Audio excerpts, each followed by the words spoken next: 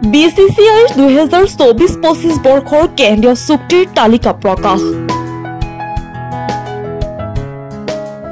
কাক পদোন্নতি দিয়া হৈছে আৰু কাক পদচ্যুত কৰা হৈছে।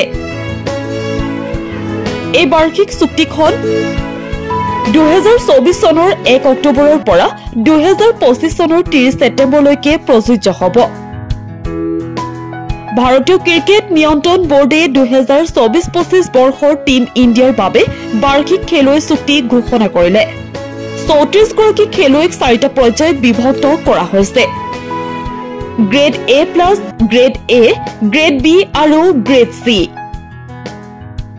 গ্ৰেড A+ত চুক্তিৰ তালিকাত আছে ৰোহিত শৰ্মা, বিৰাট কোহলি, জসপ্ৰীত বুমৰাহ আৰু ৰবীন্দ্ৰ জাদেজা।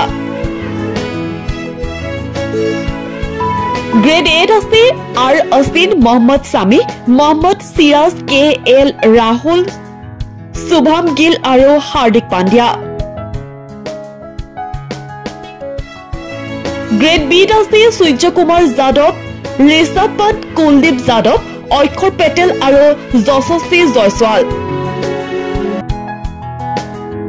লগতে গ্ৰেড Cত আছে ৰিংকু সিং, তিলক বৰ্মা, ঋতুৰাজ গায়কোৱাড, শাৰ্দুল ঠাকুৰ, শিৱম দুবে, ৰবি বিষ্ণুল, জিতেন শৰ্মা, ৱাশ্বিংটন সুন্দৰ, মুকেশ কুমাৰ, সঞ্জু চেচন, আহদীপ সিং, KS ভাৰত, প্ৰকৃত কৃষ্ণ, আবেশ খান, ৰজত পাটিদাৰ। লক্ষণীয়ভাৱে অসম সন্তান ৰিয়ান পৰাগে BCCৰ বাৰ্ষিক চুক্তিত নাপালে স্থান। নিউজ ডেস্ক ৰিপৰ্ট, এনি টক্স।